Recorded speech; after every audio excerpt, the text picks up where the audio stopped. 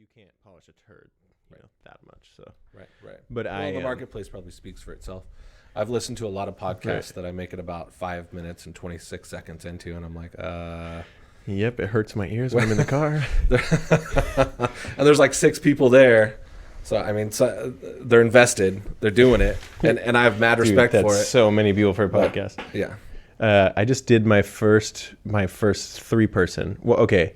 So there was one time where I did a 4-person, but it was at the very beginning, and I was very kind of casual, like dipping my toes in, and it was just one 4-way, one 3-way. Yes. Yeah, you gotta do the little foreplay before you go all the way in. Dude. But so I did the first 3-1, just me and 2 DJs, and I was like, okay, this is cool. It's set up. I like scooted this whole table out here, and ended up the way it was. 2 of their mics were like looped into the same track when I went to edit it, and one of them was way farther away from the mic than the other one. So I'm just like, and it sounds totally fine. Nobody would really care, but it's something that I want to challenge myself to improve and work on my audio engineering. I want to like have little stuff like that I didn't expect to have to come up, and then still try to make it sound the best that I can. Right. So you can actually isolate one voice and like increase the volume on it, or yeah, but the way that I had did it pretty much pasted it like it was done. It was already the waveform, and so I can't just separate it when they're both talking. So what I would do is I would just follow along, and I would listen to it, and I would kind of draw along. When one guy's talking, I make it louder. One guy's not talking. Huh. So it's a little tedious, but it's kind of one of those things where it's these learning experiences are like, oh, you should have done better. You should have had it set up a little bit better, and this would have been easy for you, bro. So it's not like punishment. It's enjoyable because I like to. No, dude, it's the journey. Yeah, right. It's the journey. I mean, that's the bit of advice I'll never forget from you. Is when you told me in the store when you were asking me about your senior speech. Yep. You told me everyone forgets to enjoy the journey, and that plays. And I'm not kidding. I'm not over exaggerating. I bet that plays in my mind once a week. Damn. Minimum. That's the impact you've had on me. That's enjoying it because have always been very motivated. So I always feel like I'm moving towards the next thing. Right. And I say this a lot. I'm always like, hey, when we're young, we want to be 16. Then we want to be 18. Mm-hmm. And then we want to be 21. And then all of a sudden I'm like 26. I'm like, whoa. Yeah. Slow down. Like, yeah. And you were pushing so hard to hit these milestones. Yep. And then you pass the milestones and you're like, wait a second. There was a lot of time there that I should have probably just been living in the present. Yeah, I forgot to check out those roses, man. Oh, right. The typical. It's funny, the old cliche sayings. I remember there was one that you said to me that I actually always remember. I think I said it in a couple podcasts already. Was you can't win the lottery if you don't buy a lottery ticket. Yeah. You told me that. It could have been the same conversation, which would be super dope too. But right. We used to. So Bob, is it Kendall or Kendall? How do you say your last name? Kendall. Okay, so we met. At Fuel Munition. You were the buyer. What was your job title technically? I was a men's buyer. Men's buyer, but I did everything from merchandising to buying to a lot of the data analytics and stuff like that. Yeah. So which is kind of like you were the face that I knew. It was like a nice thing of a smaller business. Yeah, I was able to wear many hats, learn many things. How many stores did it was Fuel Munition? They changed their name to Munition, but it was how many stores do you remember? 8 stores. 8 stores, yeah. And I remember you were the one who would like drop off shipment, see how the employees are doing, come hang out. Like you would come. That's why I was excited. I texted you the other day, and I don't even think I said, "Hey, what's up, man?" I was just like, "Hey, bro, podcast." Like, you're like, "What's up? How are you?" Dude, and I was stoked. I was like, "Yep, let's do this." Yeah, like, well, because every time that we would get together, like you would come down just to check on the store or whatever, and I feel like we would end up just talking. Sometimes it would be a little dead, and we would end up just talking for 2 hours and stuff, talking about life. You're an intellectual. I always feel like I have a lot to learn from you, so it's cool to have you on the podcast and introduce you to people who may listen. So, if you want to just give a lowdown of who you are and where you're at. That's a pretty deep question, actually. Right. Yeah. Do you know? That's the one I didn't expect. Who am I? Yeah. Yes. What is self? Well, man, there's a lot of substance there, but I've had a lot. I've genuinely been able to experience a lot of things. I spent many years in the apparel industry. That was always my passion and my contributing in a way where people get to express themselves by wearing something. It's a staple in all of our lives. It's something that maybe some people don't think about, but it's something that visually I feel like is a larger impact than a lot of people really give weight to. And being able to follow trends and talk to people and genuinely see how the things people wore affected their lives was something that we always felt. I always felt that if I could make you happy, just the experience of coming in the store, whether you bought anything or not, that the success was going to be a byproduct. And just giving people a place to come and feel better about themselves on the way out the door was really the ultimate goal. And your personality, yes, it comes across very well. Yeah, definitely. So you worked in the apparel industry, and that's definitely when we met. And how old were you when you like first started with? 16. Yeah, definitely 16. Do you remember like your first like? I just imagine you probably have some sort of like hustle story of how you got into your first job. Or well, so actually, I made all the mistakes. So really, I showed up to the interview in a baseball cap and jeans. Oh man! And in all fairness, I was coming straight from school, and I'd convinced the owner to give me a shot, to give me an interview. Okay. I called probably 25 plus times to the corporate office, and it just kept going to voicemail. And I don't know if you remember, they built this in our nice little mall that we have over there in Kelso. They built this wall around, which actually had multiple misspellings, which is kind of funny. But they built this wall around like coming soon, fuel, and everyone was up in arms. Like that's where they wanted to work. Like that was the cool thing to do, was to work at the local skate shop, at the local apparel store. I was probably like 13 or 14 when it first opened. So I was like freshly 16, and I knew that's what I wanted to do. I wanted to work at the other local board shop, actually, the boardroom, for many years, and I'd gone in there and probably bugged the guys who worked there to the point of where they're like, yeah, sure, we'll hire you whenever we hire. Sure, whatever. Here, take a free poster and get out of here. Right. And he actually hired his wife, and I remember just being devastated. Like, oh my gosh, this was like picking favorites, man. She sucks. Yeah, come on, dude. What does she know? And so I got this opportunity, and I turned in my resume in the mall like everyone did, and then I just kept calling, and I think that they picked up the phone by accident, and the lady's like, okay, yeah, what works for an interview? And I guess that'll work. And so I got there, and she said the reason she hired me is because I was engaged. I leaned forward, I listened, right. I did things that so it came down to like kind of the social skills of like seeing that I really wanted this. And the owner used to tell everyone this story constantly when I was his buyer, that the first day he actually told his wife to let me go. I was very quiet. I was very introverted. Wait, after all this, you're quiet? You're like calling them all the time, and you're like, I don't know, I'm sorry, I'm shy, that was intense. Well, I've always been motivated, but I was also very introverted. Like, I didn't feel like I really needed to fit in with anybody in high school. Like, that I was just kind of me.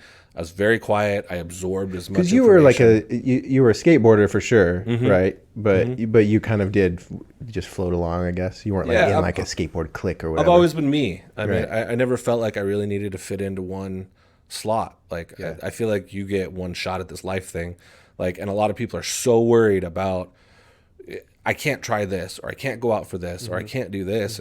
And not that I'm perfect, and not that I didn't fall into some of those things in my life, but I always kind of wanted to just try new things. Like I joined the football team when I was a sophomore in high school, and I got the crap kicked out of me, but I stuck with it all season, but and realized that was not for me, but I wanted to give it a shot. Yeah. You know what I mean? I wanted to get out there and actually experience what this really was, and why all the hype, and I like to go into things. And a couple practices in, the coach was like, have you even ever watched a professional football game? I'm like, well, I watched the Super Bowl, and the commercials are sick. Right. That's how I am every conversation. Yeah. So you just got whomped the first. Do you remember what position you played? Tight end. Okay.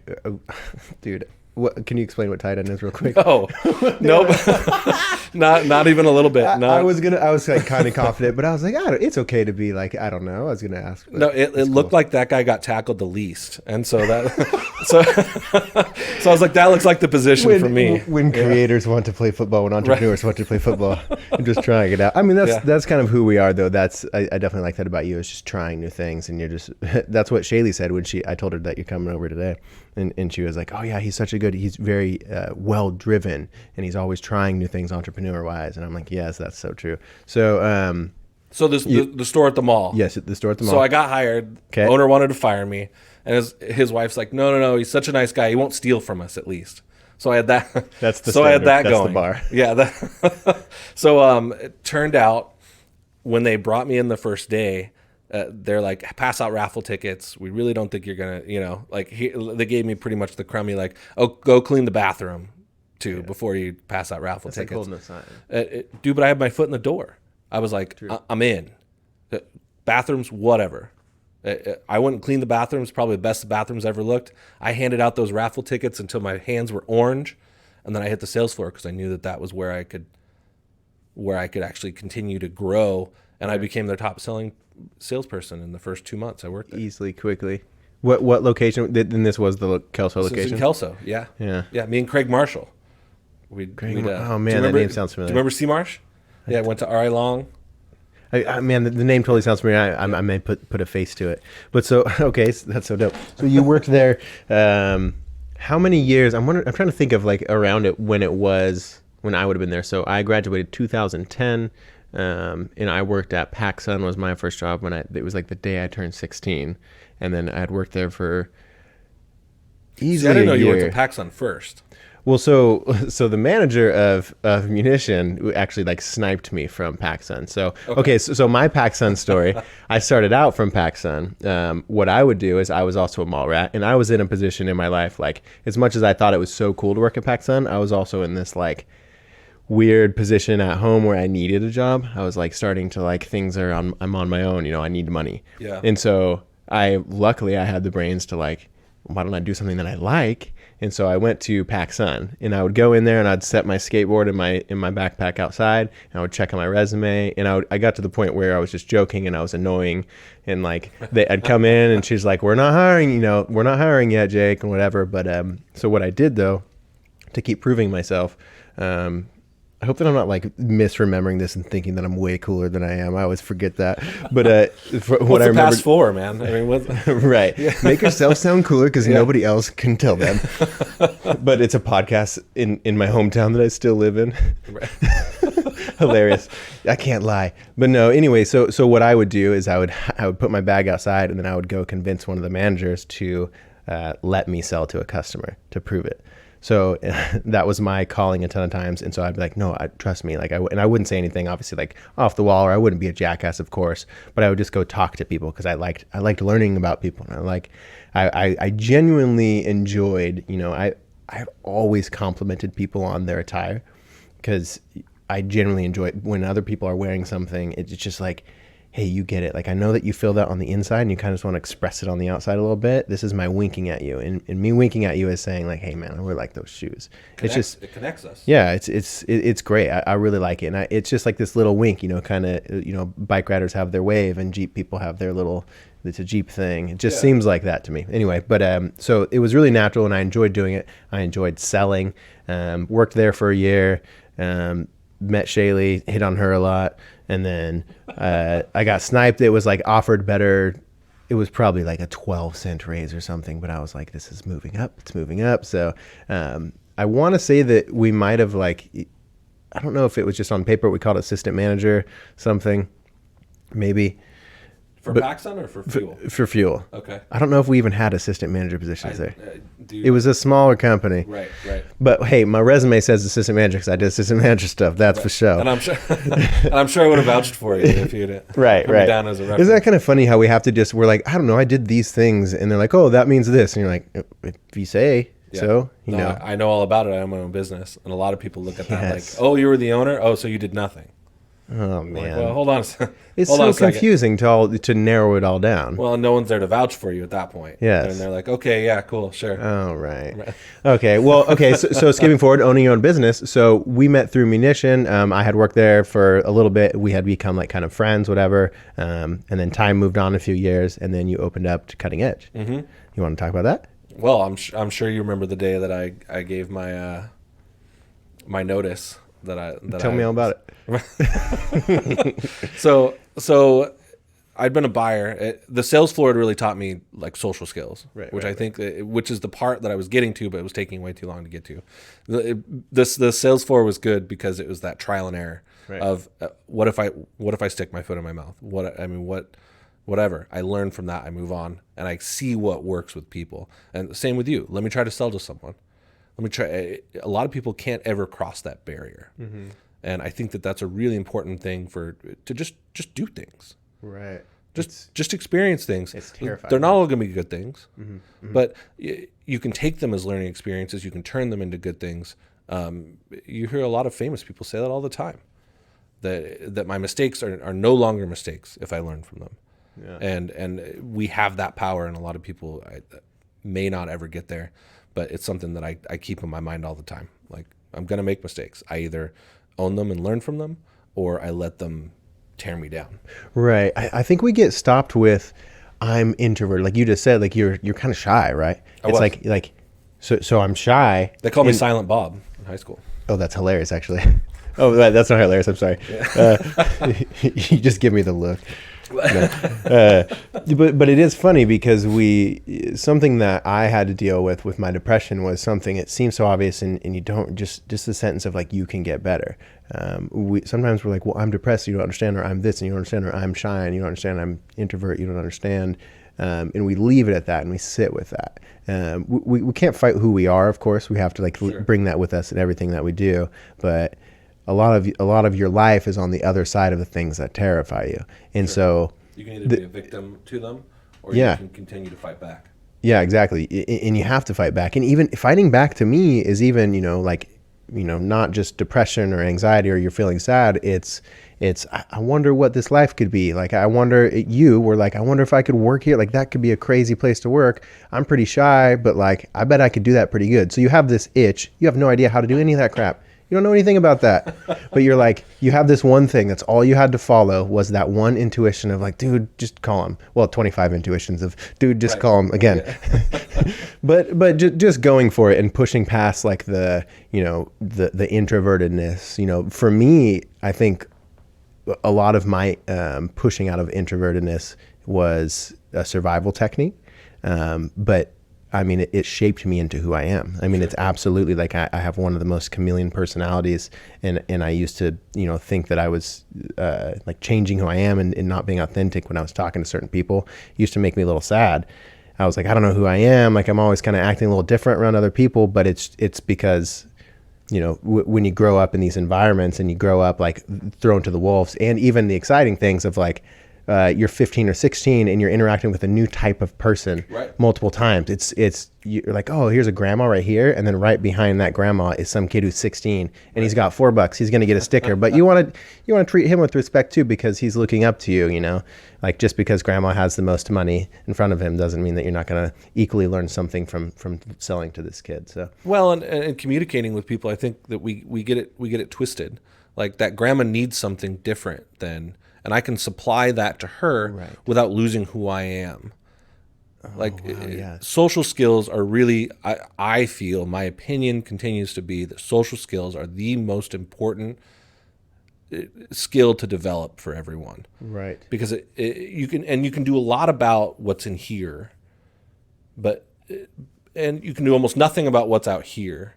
But the more you develop this, the more you elevate what's inside. Yeah, in your heart. It tends to make things better on the outside. If you start here, if you work on this, if you continue to elevate this, and I think social skills is a big part of that. And it helps you pull out of it. Working retail was a great thing for me in my life, because it really taught me a lot about assessing a situation and being able to make that person's life a little bit better if you could. Yeah, it's kind of that service, right? Yeah. Like, is that word is sometimes taken away with, let's say, religion, in my head anyway. Sure. Like, be of service. Yeah. But taking that word back a little bit, it is, you're like, I'm introvert, and what I really want is to stay in the back room and just text my best friend. But what's going to be great is if I give this, and it's easy, right? And it's what's scary is outside, right? What's scary is that person. You're like, what if they're mean to me? What if I suck at selling? It's all these things. What if I go on the podcast and they ask me the meaning of my life or who I am? Yeah. What if they open it up? So let's just switch spaces. What do you think about aliens? Yeah. Well. Well, okay, so we were just talking about your company, though. So jumping from starting business. Yeah. So which I knew nothing about. Okay. But I knew that I had always wanted to to do something myself, and I really thoroughly enjoyed apparel. I could see the writing on the wall.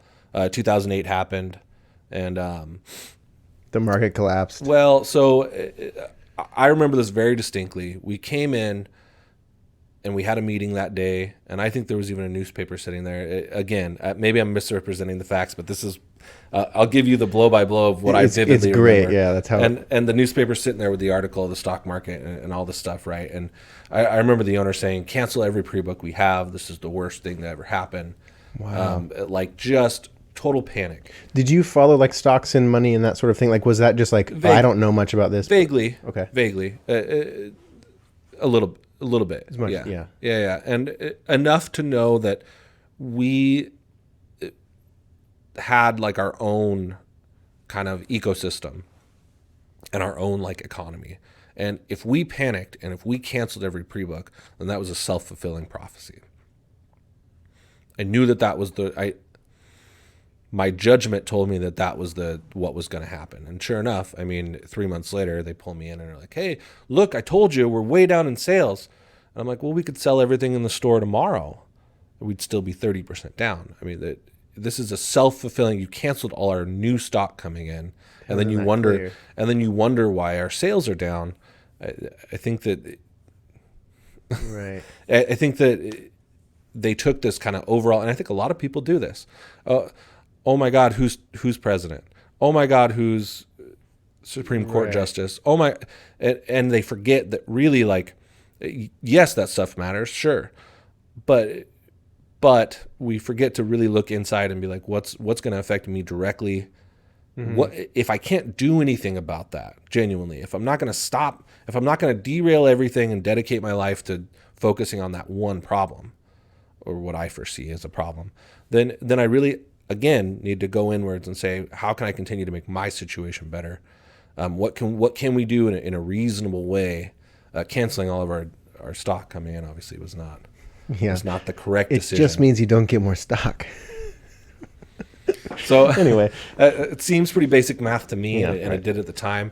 But everyone has their motives. Everyone has their, Yeah, there could have been so much more than. Well, and so I felt when I had the opportunity to come back and manage the store, I had not ever had the official title of manager, and I really wanted the opportunity to come back and show them that we could do better.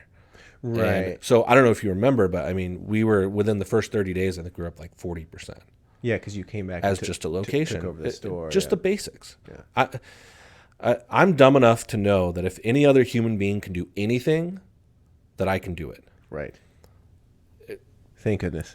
That and that's kind of how I've always viewed things, is that if anybody else can do it, I am also a human being. Right. I also have the same potential to do this thing, and it doesn't mean I'm going to dedicate as much time and effort and whatever and succeed in that area. Possibly not.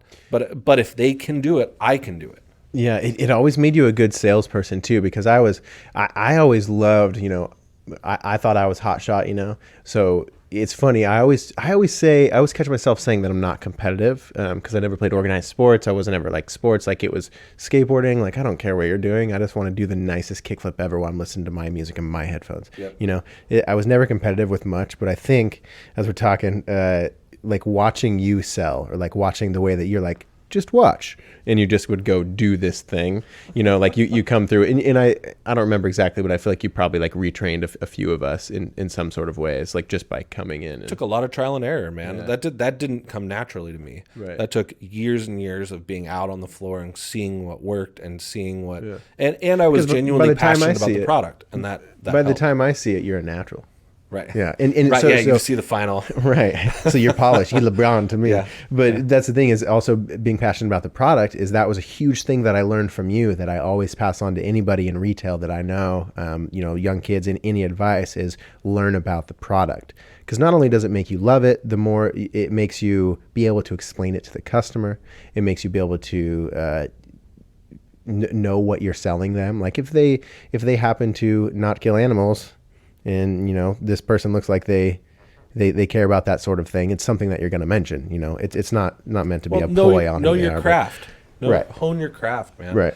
And I don't know why I went to killing animals. I just want to. I can't just. I was trying to linger on steer that. the ship there. A Yeah, little you're bit. like, yeah, bro. Whoa. I don't know. I was thinking of like Toms, where they donate a thing. Like that's genuinely great. When people would come in to buy Toms, it's like I honestly want to sell you Toms because I think they're awesome. You know, I think what they stand for is awesome, and so you learn more about them. And you're able I to think sell them. Tom's fundamentally changed the way that Tom's and businesses like Tom's actually fundamentally changed the way that at least the consumer that was within their demographic purchased, because it made them conscious of what they were buying.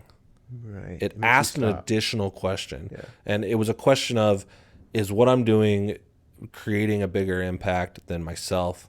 And I think that that's a hard question to turn off. Right. I think that once a consumer goes there, That's true. that they continue to ask themselves whether or not that drives all of their purchasing decisions. At least in our niche, I think that it caused people to ask additional questions about, you know, I love Nike shoes, but are kids really stitching them in some warehouse somewhere? And Yeah. is what I'm doing enabling that, or is what I'm doing contributing to something better? These are things that it's like, yeah, once you learn that information, you can't really just pretend to not know it.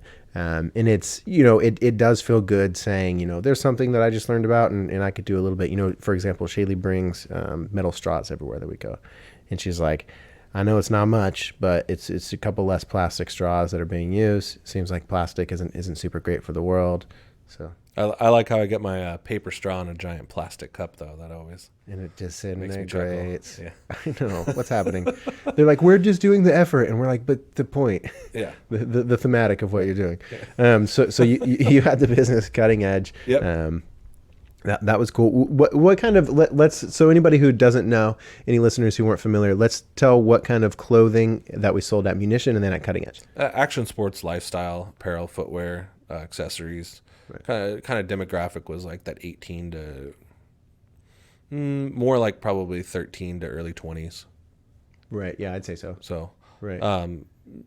You know, it wasn't all skateboarding necessarily. A lot of it was like lifestyle. Yeah. And when I branched off to Cutting Edge, I wanted to explore more like the, you know, it was something new and exciting to me. I could do whatever I wanted with it. I could bring in whatever brand I wanted. So I tried some like MMA, some lifestyle, we actually did very, very well with our high-end denim. Yep. That was very trendy at the time. Yeah, that was at that point. It's kind of funny now because I'm not sure if they're as trendy. There might just be a whole demographic that I don't see. Yeah. But because I'm not into the retail world now, but that was, as far as styles go, you definitely had that lockdown in our town style too. Right. Yeah, around here, that was definitely, you know. Well, we were able to hone in on things. I'd worked in this specific area for so long that I was lucky enough to have a lot of knowledge about what people are coming in looking for. And so branching off and stuff. Hey, I had no idea if anybody was ever going to walk through my doors. And I don't think there's been anything in my life besides probably having my children that has made me physically shake. But I remember the first person that came in and bought something, and it could have been because we pulled an all-nighter to get open too. But the first person that bought something, I physically was like, shit, my hands were shaking. And that's you remember what it was, what the item was? Yeah, it was a beanie. Yes. Yep. I set up I had no hat display. So last minute, I brought in an artificial Christmas tree and set all my hats around, and everyone thought it was genius because it was the holidays.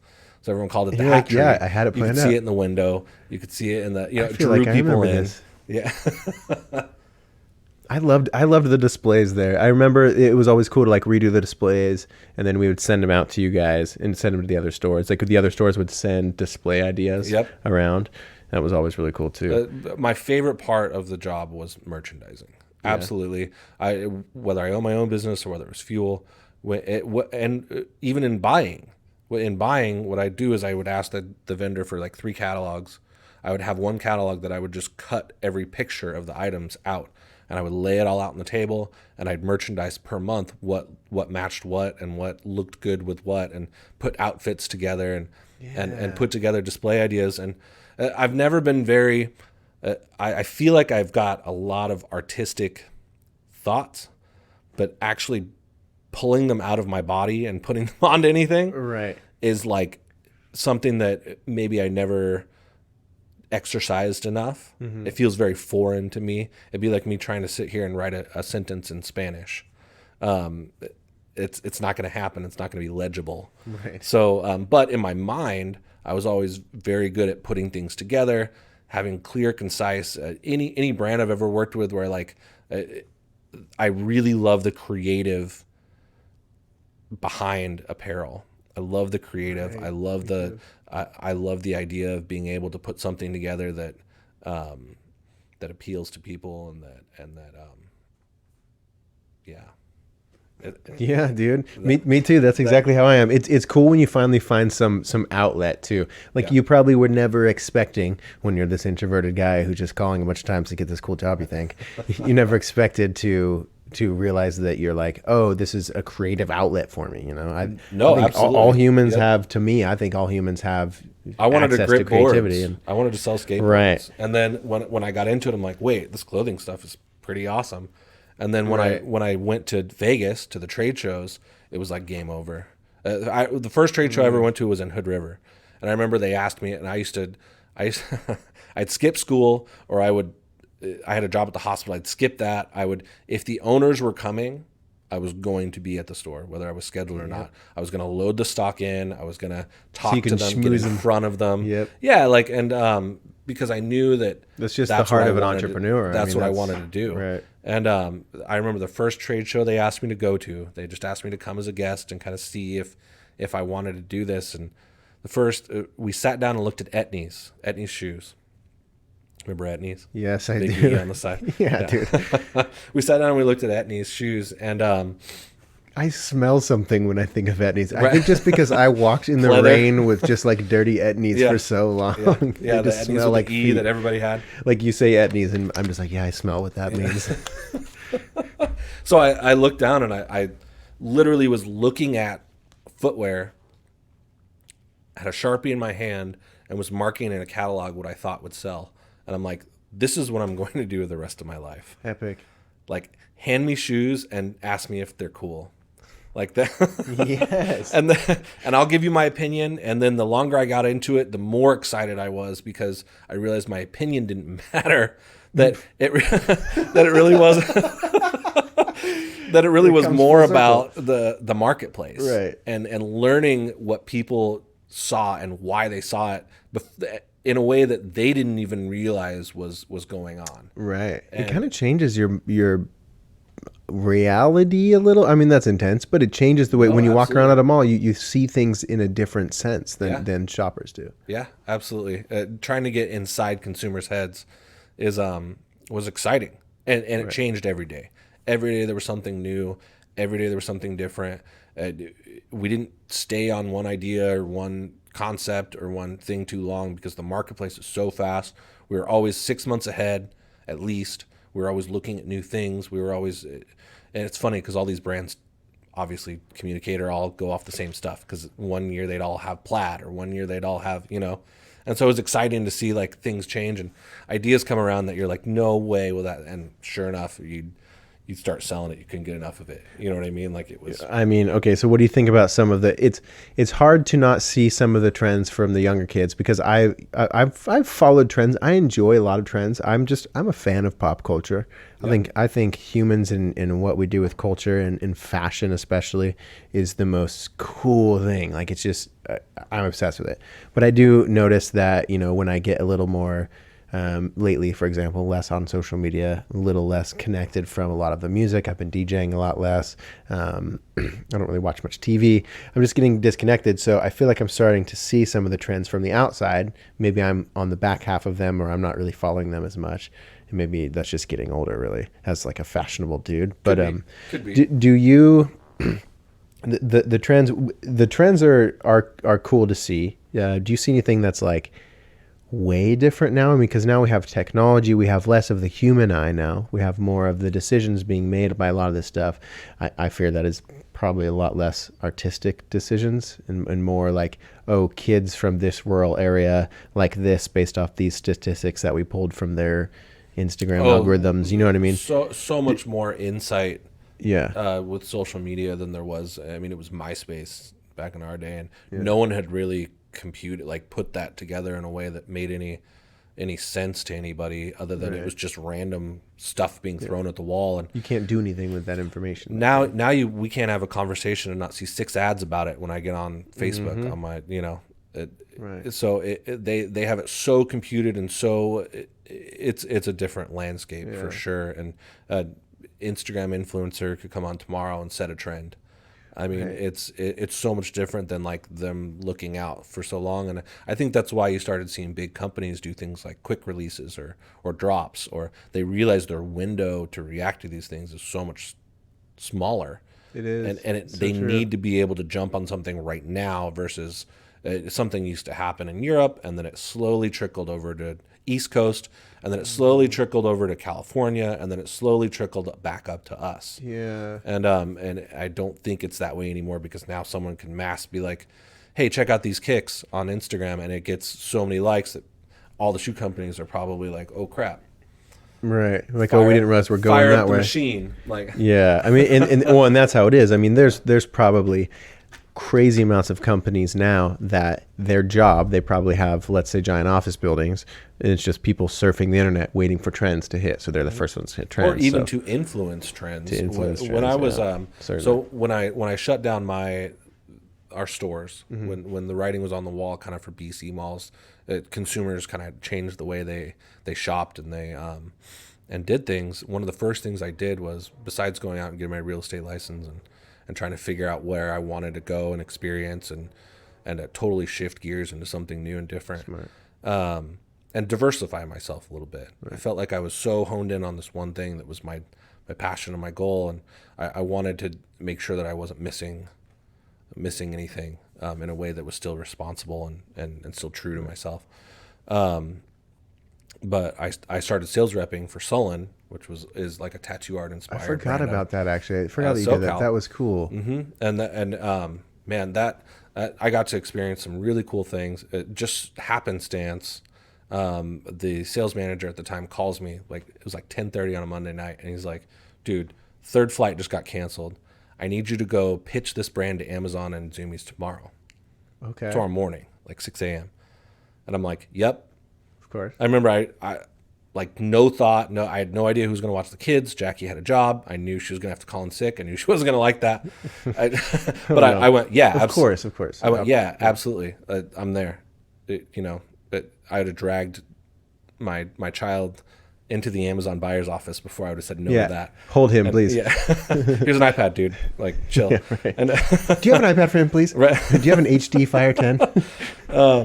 So I was like, yes, absolutely. And I went up there. I'd never even seen the line. They'd been testing all this, like they'd done all this market research about where they wanted to go and who they wanted their customer to be. And he's like, so I stayed on the phone with him until like 2:30 a.m. You know what I mean? Like, and he's just trying to run me through all this stuff. And he's like, dude, good luck. I can't get there, but I have these meetings. They're valuable meetings. We can't blow them off. So good luck. And I remember showing up to Amazon and just being like, this is next level. Like, again, this is what I want to do with my life. Yeah. Right? How have I put myself here somehow? Right. You know? Right. Just the energy and the like, and I don't know that I would share the same views as everyone who works there or anything like that, but like just the overall culture of like where I had seen retail come from. When I walked in, I'm like, this is where retail is going. Oh, right. And it like instantly was like this nostalgic, like, well, especially from a small here's town the ship too. I'd fallen off the ship. I'd been floating around. You know what I mean? Yeah. I'd been floating in the ocean, kind of like getting skinny and growing a beard. And then all of a sudden I'm like, Wilson, losing a couple Wilsons along the way. And all of a sudden I'm like, wait, here's what's next. Right. And The again, cruise like ship that. comes to pick you up, right? Yeah. I mean, the next level hovercraft. Yeah. So how did that go? You know, be mindful of not disclosing any information, but No. It went awesome. I remember standing in the room and I was like, hey, and I mean, I have to be myself. Of course. What other option is there? I was like, hey, so if I look excited about this line, it's because I am. I've never seen it either. So let's do this. Oh, okay, yeah. I'm like, I know the brand. I know the culture. I had all the stats. A lot of these big like Amazon, Zoomies, they're looking for how many people can you draw in our store? How much traffic can you draw to our site? What's your online following? And I know that's a big change from like back in the day. They're like, hey, what's cool? What's funny? How much have you sold? Or like what's like, is Corey Duffel shredding it? What's he wearing? Yeah. You know what I mean? Yeah. That's how it was for me. Fashion was influenced not by that stuff, but it was by like whoever is killing it the most. That's who I'm going to wear that. Like, Yep. Yeah, no, exactly. And this was very much like, look, we have this many views, we have this many followers, we have this many, and Amazon was all over it and was like, yeah, absolutely, let's do this. And it was just very cool. Like, I remember I asked the buyer if he wanted to go get lunch after the meeting. I'm like, dude, let's go grab something to eat. Like, I'd love to pick your brain about this. And he didn't have to, they had like, they're like, okay, 30 minutes now. And at 30 minutes, they're like, hard stop. Done. it's just like in the movies, like these reality TV shows, next level, it's what it is. Yep. And he's like, yeah. I'm like, you guys probably have a couple places to eat here, right? And he goes, yeah. He goes, see that building out the window? Yeah. He's like, yeah, we own that building too. He's like, see this building out the other window? He's like, yeah, we own that one too. And I think they own like 2 or 3 more now, but it was so next level that I was just like, this is unreal. Super cool thing to experience. Well, so we were talking about yesterday. We were talking to the phone house actually in the mall. We were getting some candles from Bath and Body Works because they smell so good. Yeah. Dude, is that one of the ones you bought? Yeah. One you had burning when I came? White mint, maybe is what it's called. Nice choice. Yeah, it's nice and clean. Cool. Thanks. Good. I'm always self-conscious about the scents. I wish that it wasn't weird to ask someone to be like, hey man, do you like the scents in here? Does it smell good in here? Like what if they walk in? You're just like, hey bro, it's a big deal, man. Smell. Yeah. Yeah. Scents are huge. But anyway, at Bath and Body Works, and I called you, and we were talking about kind of, it's just strange. It feels weird in the mall. You know, I had worked in the mall. At one point I had 3 jobs just in the mall. And so I would like get off my shift here and I would go grab food from the food court and I'd walk down over here and like change in the service hallway on the way or in the back room, you know, sort of thing. Like always, we both lived in the mall. And so like the environment of it was very, you know, honestly, I want to say I wouldn't have said it back then, but to me, it was very comfortable and homely to me. I know that seems kind of weird because you think of a mall that's in a small town. It's just kind of like quiet background music, and it seems dust cloud goes by. My sister ice skated when I was a kid, so I grew up in Lloyd Center in Clackamas Mall. Oh right. They have ice skating. So I have a very deep seated yes love. I think a lot of people do. Genuine love of the mall and of what it represented, which was people coming together and being able to, you know, it was like it was a perk of life. It was something that was fun, and we used to treat it as such. Yeah, it was an outing to go to the mall. Now we were talking about on the phone yesterday. Now which I'm not projecting that these are just a terrible evil thing. Change is good. I'm just observing that it is certainly so different. We go to the mall to go directly to one store. It's a chore. Yeah, it's on our task now list. I've added as an errand, and it used to be like, hey, you want to go hang out at the mall? Yeah, sweet. I mean, when I was a kid, we'd all pile in the car and we'd all go to Clackamas, and you'd get something good at the food court. You'd hang around. You'd look for what's new. You'd look for what's exciting. You'd even meet people. I mean, when I was young, it was cool to go there and meet people and talk to them and other skaters or something. If it's a food court kids, absolutely. Yeah. Huh. Dang, yeah. It's so weird how different it is now. It's again, I don't think that it's such a bad thing. I am curious where it's going to go, though. What do you think? So the BNC, I mean, it's on its way out, but I wonder. I don't just think they're just going to be empty buildings in 5 to 10 years. I imagine usefulness. The company who owns like our mall, isn't it a huge company? And they're No, is it not? So someone just bought it, actually. A smaller group of investors. Okay. Some local, some out of, I think it's Arizona, bought it.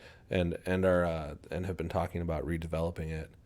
I don't know any specifics. I know while I was there, they always talked about remodeling it too. Yeah, I think that's kind of a constant like.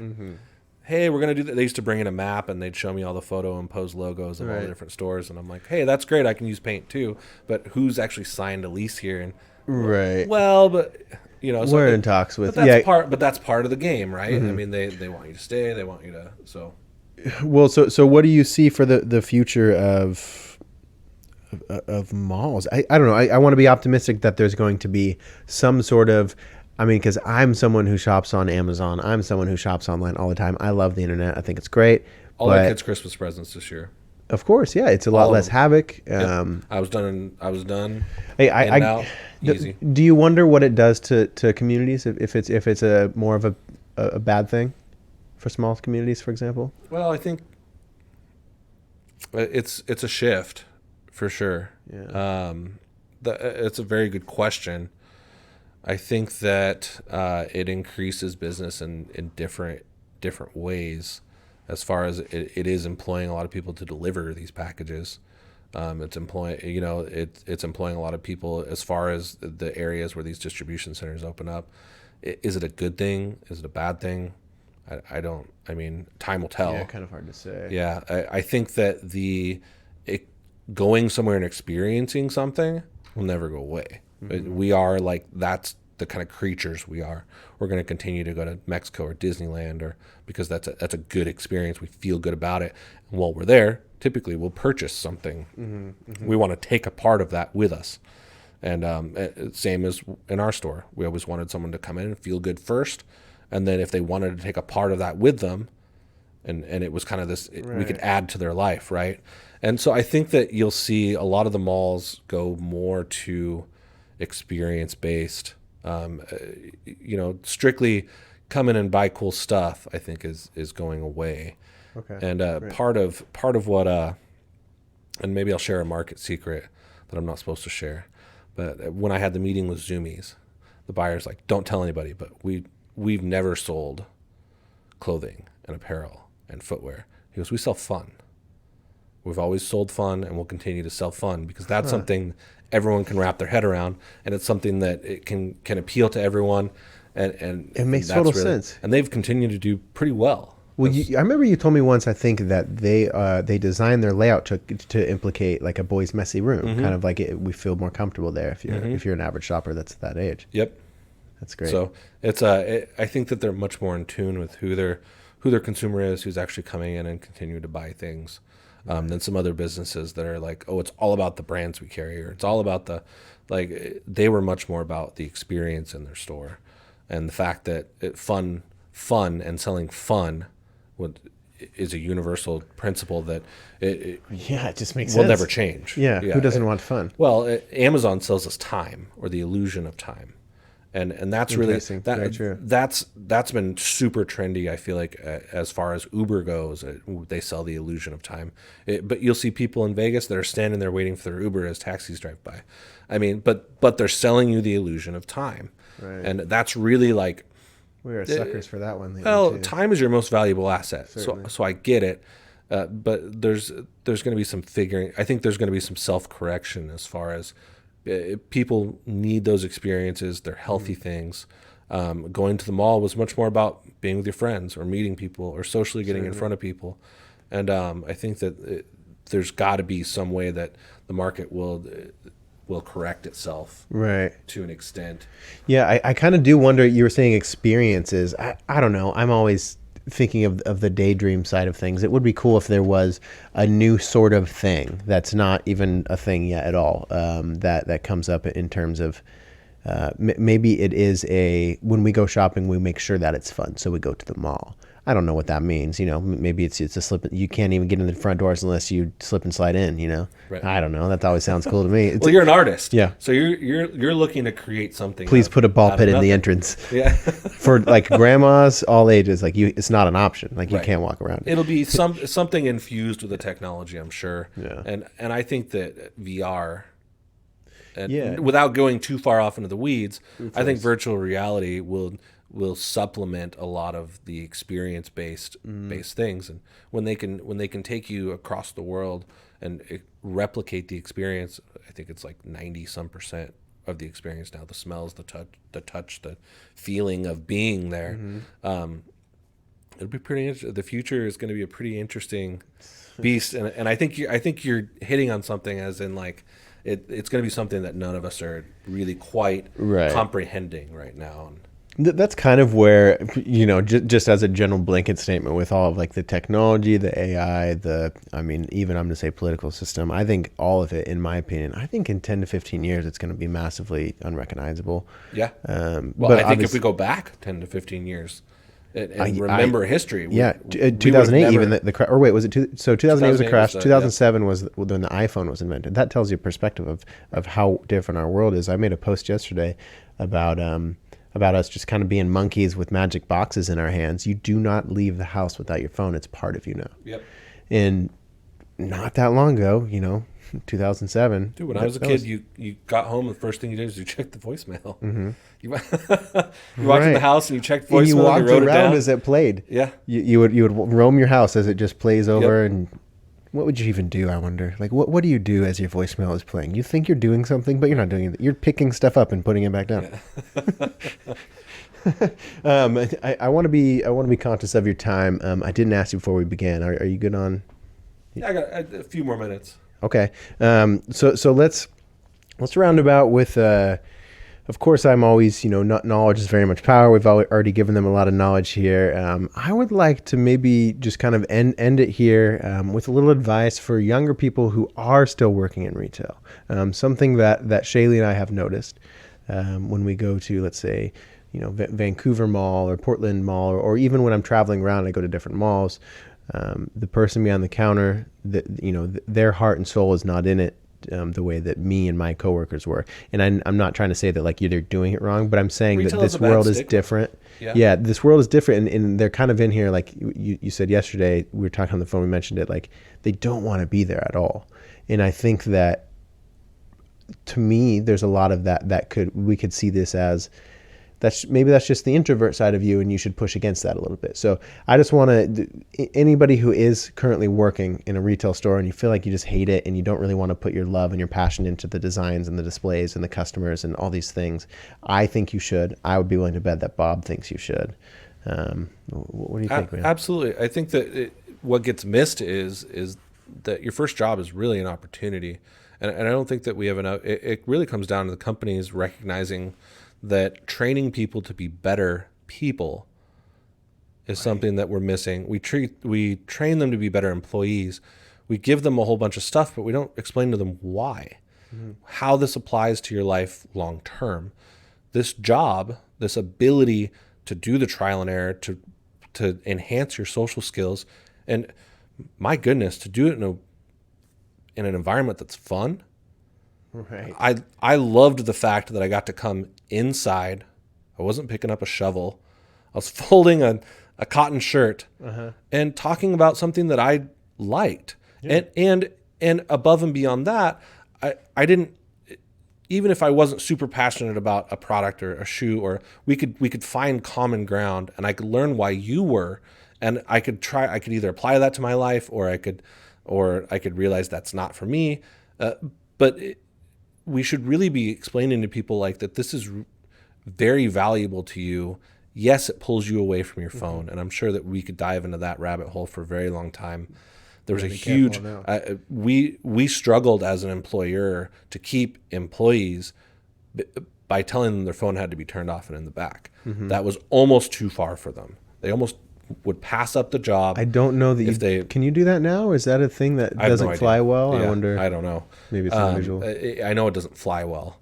Of course. And I think that we feel disconnected, and it gives people anxiety, and they don't realize that sometimes that's not a bad thing. Recognize why you're getting that anxiety. Definitely, man. Learn something about yourself and live in the present. It gives you a very good opportunity. Someone explained to me a long time ago. He said, no matter what is going wrong in your life, if you can leave it on the other side of the door, and work can be your escape from those things, because life's going to give you drama. Life's going to give you a list longer than you like of things that you need to get done or things that you're going to have anxiety about. If you can get to work, shut off your phone and escape that, and focus on developing skills that will help enhance that when you walk back out the door, work can be a vacation. You literally can escape the worries of life because you can't do anything about them while you're at work. You can literally escape those things and just enjoy yourself and have fun. And the success is the byproduct. And Right. so we're not doing enough people development. We're doing a lot of and I think that it's puzzling to a lot of businesses. They're probably like, well, we have a great training program, and we miss the human aspect. It's all school, and we know that school wasn't for me. I got through high school, but school is so confining, and I had to learn so much stuff that I'm like, I'm not interested in this. I don't feel like this is going to apply. Some of it has, some of it hasn't. Right. But I'm also a very motivated and driven person, and so I just didn't fit in that box. And I think we missed the human element of training people. Dude, I absolutely agree. I think that I always think of things like, why does people, have you ever heard of Simon Sinek?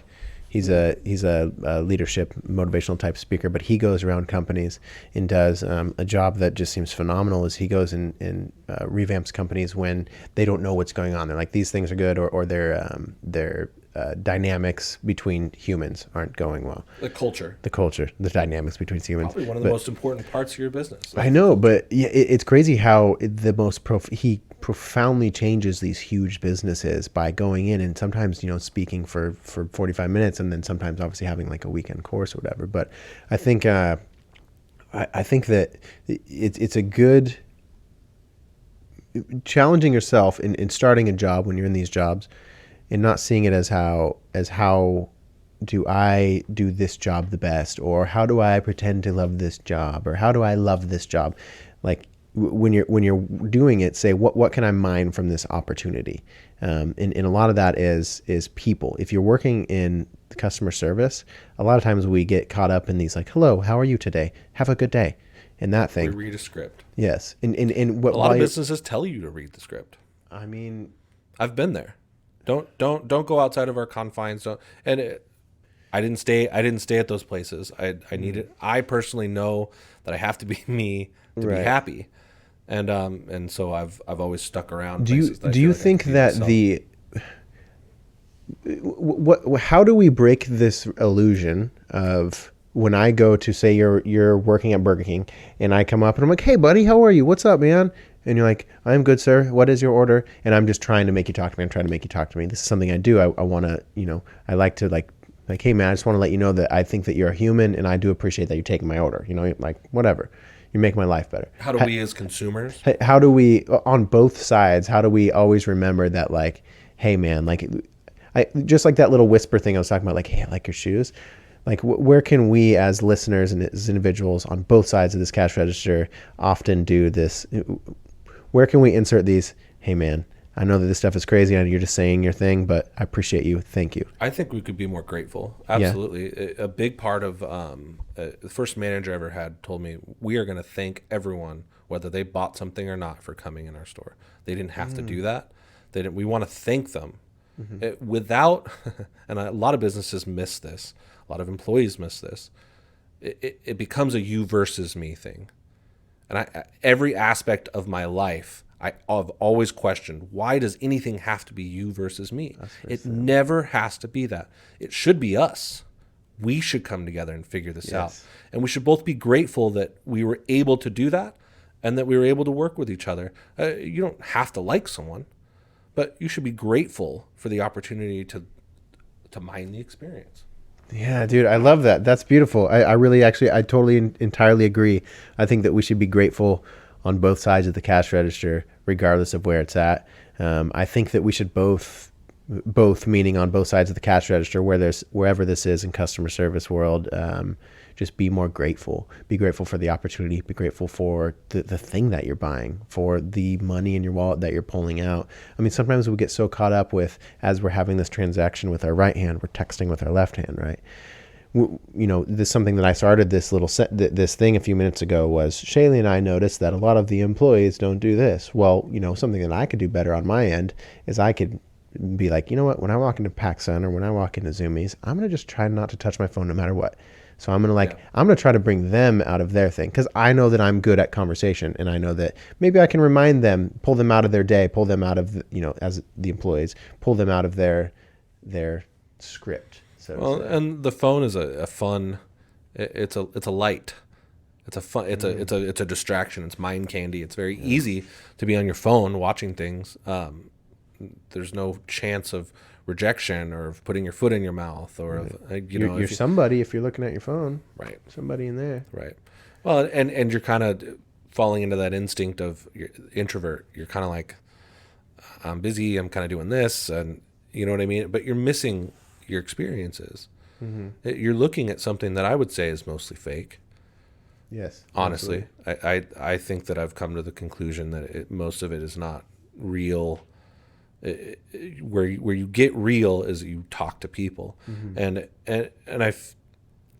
even the nuances of how someone acts or their facial expressions, or there's so much value there of sitting down and talking to someone face to face, dude. Yeah. And that we are completely going away from as a society, and all that matters is how you paint this story, and it's a form of art. It is. It's a skill, and how you paint this story to everyone else. But there's not. But at the end of the day, there's not as much substance. I don't think. There's a lot of content. There's not as much substance. A lot of, the word connection is kind of been jumbled around. Like, yeah, we're connected, but are we really? We're we can be connected, but we don't feel connected. Sure. That's something that, like you knew me before as like a pretty confident, good salesperson, but with a lot of, I got into technology and all of my personal issues, started to get more depressed and more like looking into my phone. And then I would sure enough be the person who's never interacting with the employee. I just got into that cave, and I know firsthand how easy it is to not make that effort. But what I do so I can be the best version of myself, and so maybe I can inspire other people to be the best version of themselves, is I say, okay, man, you're walking into the store. Let's put your chest out. You're a lobster right now. You got good posture. Put your chest out. Let's take your AirPods out so they know you're ready to listen. There's certain times when I'll, of course, go shopping with headphones in. Sometimes I don't think it's a huge deal, but I don't know. Sometimes when I feel that I have a little extra to give, I should. So That's what I do. So I think listeners, be on both sides of the register and just communicate and just be open. Try a little more. And feels really good. It does feel really good. Of all the years of experience that I've had doing different things, when you genuinely can connect with someone, when you can make their life, I've had so many people come in and they're just kind of going through life, or they're just kind of going through the day, and I was able to, whether they bought something or not, they were able to leave my store feeling good. Yes. And if we could, if we would recognize that, and sometimes I'd come in and I was having the worst day, but I would leave it at the door, and even it would even feel forced at first sometimes, like I was like, but I knew it was good for me, and all of a sudden everything would turn around, and I'm not sure that any technology can give us that. That gut, like I actually feel really good. Yeah. And that's something that I think that is missed. Yeah. And I miss a lot of that interaction that retail used to be a very fun environment, and it'll be interesting to see how it comes full circle, and people are going to want that experience with the things they're buying. The convenience of buying it now through your big platforms is very enticing. But I think that there's a huge opportunity for people to figure out how to correctly put the experience back in. Because it'll be something that if you told me right now what it looked like, I'd probably tell you no way. Usually, that's the how future I think truth too. is more bizarre than we'd. It's going to blow really our grasp. minds. Yeah. Yeah, we're not even going to be able to conceptualize it now. Yeah. But that's money is not the only currency, and I do always say that. But something I can add to that now is time is not the only currency as well. Think about the things that you're doing. You're going to go buy a shirt because you have a good night planned tonight. Well, why not just slow it down and not rush in and rush out? Why not be like, let's try to have a good experience while I'm going to get the shirt for my night out, not just save all my fun for the night out. Stuff like that. Comes back to the journey, man. That's your advice. The journey. Enjoy the journey, no matter how big or small. Mm-hmm. If all you're thinking about is going and getting the shirt, and you're totally moving everything aside, you're missing reality. You're missing where you are and what you're doing. And that's, you talked about yoga earlier. That my favorite thing about yoga, and I actually do. A lot of people don't know this about me, but I actually do yoga. I did it last night. I feel rude that I just steamrolled and didn't ask you. I'm like, let me tell you everything I know about yoga. I apologize for not asking. Right? Yoga is one of those things that pulls you into the present. Oh, yeah, it It certainly pulls does. you into yourself and it pulls you into the present, and it mixes. It doesn't forget that you are like biologically all of this stuff ties together. Your Yeah. fitness, your mental health, your and all of that stuff. It kind of ties it all together. And I think I would recommend it to anybody. I find it very medicinal. When you first started, did you do like YouTube, or do you have anything that No, it was a free class at my gym. epic? The Perfect. reason I started doing yoga, it was called Synergy, and it was like a mix between a cardio and a yoga. Um, and I had read many articles about snowboarders. I wanted to be a professional snowboarder when I was young. I'd read many articles about snowboarders being able to walk away from something that would have taken them out for the whole season because of the agility that it gives you when you stretch your body out. So they'd be able to fall and actually roll out of a lot of things Yeah, have and you ever stretch in ways scorpioned? that Ow. right. So they'd be able to stretch in ways that before they weren't, and now that they could, and it would keep them from being injured. And best shape ever. I remember I woke up the next day after the first class I took, and I felt like I'd had the flu for 2 weeks because it releases all those toxins in your body. Oh my gosh, and, yeah. And I mean, I was like, what the heck is this? And a lot of things that bring discomfort to me, I tend to go back to. I don't know if I think that's I don't know if that I don't know if I'm saying that in a very good or healthy way, but a lot of things that everything like, he loves on the other side of fear. It's something like that. right. And so skateboarding, same thing. Certainly. Man, I would get hurt. I mean, the pavement doesn't forgive, and you'd fall and you get hurt, but you were like, this is kind of exciting. Like I can continue to get better at this, and I can, and the pain was part of like the realism of what you were experiencing. Right. Yeah. For me, it was always challenging myself to get smarter and better. Yeah. And man, it would always just blow my mind. I would always be able to just be like, dude, this is crazy. This is a piece of wood. This was trees that we put 7 of them together and we called those plies and put some round things on, like, and I'm doing this precise. It's just so Skateboarding in-depth. is an art form. Yeah, it certainly is. That's the best explanation I've ever heard and It's my head around. It genuinely is an expression. Yeah, I think the ultimate example of that, skateboarding and snowboarding, all extreme sports, really a lot of action sports. Watch them in slow motion with a nice camera, and you know instantly that that's art. It's some of the most incredible human individual art. Like you can do the same trick, but you cannot do it exactly the same way this guy did it, even if you tried. Right. It's just beautiful, man. Bob, we got to get going here, but if you're down, I would love to have you on here more often, man. You're such an intellectual. You're such a positive person. It was also just super great to catch up with you. Yeah, in general, definitely. Man. Anytime. Yeah. All right, bro. Well, listeners, have a good rest of your day. Try to remember that there's a human on the other side of that register. Peace out. Junkyard Love Podcast.